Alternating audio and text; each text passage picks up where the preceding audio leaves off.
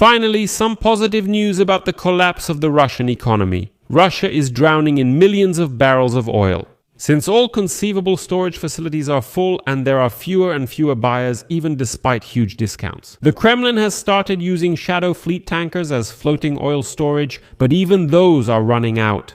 That's why Organization of the Petroleum Exporting Countries experts predict that while others will be increasing oil production, Russia will be forced to significantly cut it.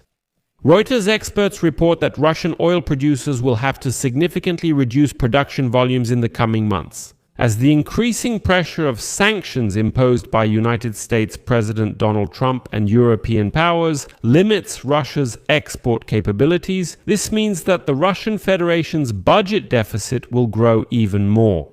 It might seem that Russia could process this oil itself, but it can't sell it, and the reduction in exports is really strongly felt, but that's not the case. Ukrainian strikes on oil refineries in Russia have already led to higher fuel prices at Russian gas stations. My name is Alexei Pechi. Let's discuss this topic together.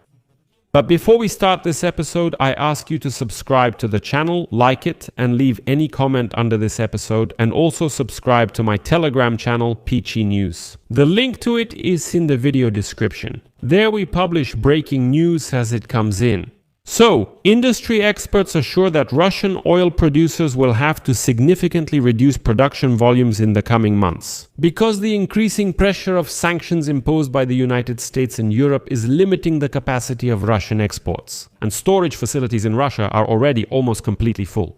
As Reuters reports, Russian oil exports have remained generally stable in recent years despite large-scale Western sanctions and a sharp reduction in energy purchases from the Russian Federation by Europe. Moscow successfully redirected most of its seaborne oil supplies to China, India and Turkey, mainly using a shadow fleet to bypass restrictions while offering significant discounts to buyers. But everything has changed. United States sanctions against Russia's two largest oil giants, India's gradual move away from Russian oil, European sanctions on oil products made from Russian oil, the crackdown on the shadow fleet, and of course Venezuela's gradual return to the oil market. As the data shows, Russian oil exports have been slowing down for several months since Donald Trump tightened sanctions and imposed tariffs on India for purchasing Russian oil. Demand has also been affected by the European Union's ban on importing fuel made from Russian oil, which came into effect in January. According to the analytics company KPLER, Russian oil exports by sea have dropped to 3.4 million barrels per day. In January, from the December level of 3.8 million barrels per day, and since the beginning of February, it has been about 2.8 million barrels per day. That means in less than 2 months there's been a decrease of 600,000 barrels per day. In fact, that's a huge and enormous amount. At the same time, the volume of Russian oil stored on ships at sea has increased over several months to a record level of over 150 million barrels. That means tankers with this amount of oil are simply drifting in the open sea. Many tankers have slowed down, and some have even stopped completely and are now just drifting at sea. These factors indicate a decrease in demand for Russian oil, and now there's also a new idea from the European Commission. Comprehensive sanctions against every company servicing Russian oil shipments by sea or connected to them go far beyond previous measures. So, if before even some European companies, let's be honest, were still working with Russians, now even getting close to them has become toxic. Because if you're caught cooperating with Russians, the sanctions won't hit them. They'll hit you personally. So the idea of the European Commission is that if you get even a little bit involved with these Russians, you'll be hit with the toughest sanctions.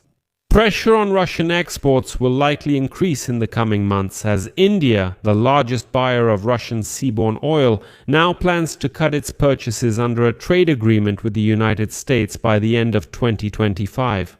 Trump said that New Delhi agreed to stop imports from Russia under the agreement, although Indian officials are trying to comment on this topic very carefully.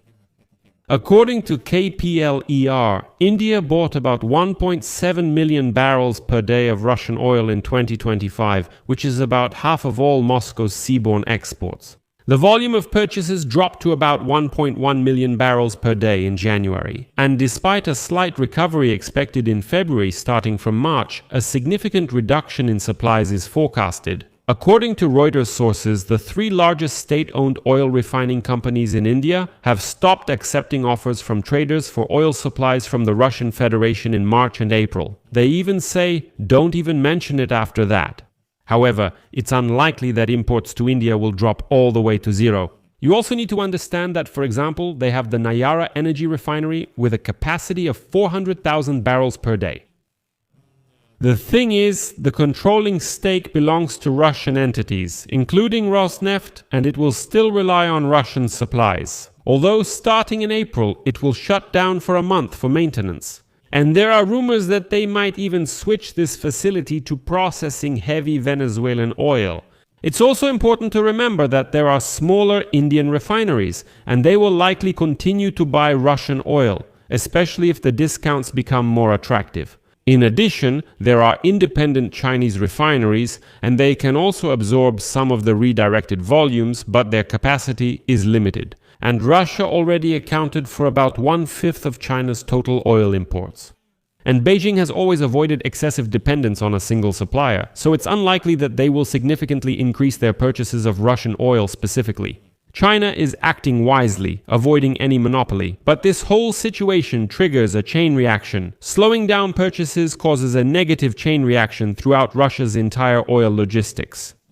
The lengthened routes of the shadow fleet vessels lead to tanker delays, reducing the number of ships available to store additional volumes of oil at sea. As a result, producers are forced to redirect more oil to Russian storage facilities. The exact volume of Russian onshore storage is unknown due to the lack of access to government data.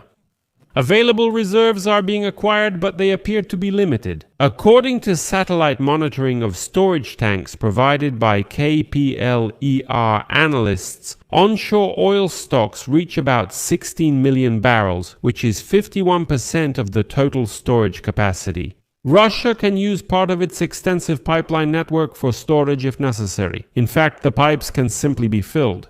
And so, according to KPLER estimates, pipeline storage and fixed roof tanks, whose fill levels cannot be tracked by satellite, can increase the total onshore storage capacity to about 100 million barrels. But even such reserves may prove insufficient. Russia produces approximately 9.3 million barrels per day, about half of which is exported.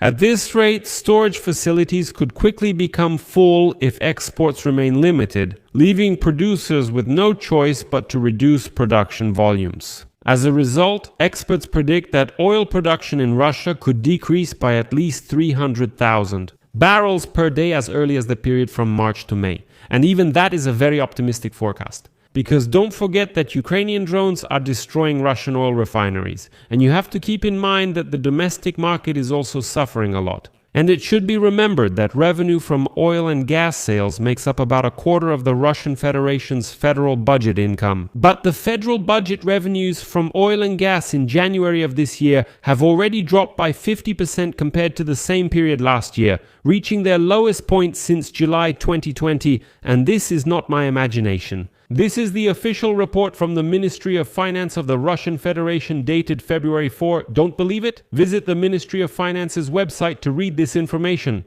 A decrease in oil production combined with increased export discounts could further undermine Moscow's oil revenues. This will increase financial pressure on the Kremlin, which is the goal of Western sanctions. So finally, they are slowly but surely starting to work. That's why I'm keeping my fingers crossed. God willing, these oil revenues in Russia won't drop to zero, unfortunately, but at least they'll fall to a minimum level.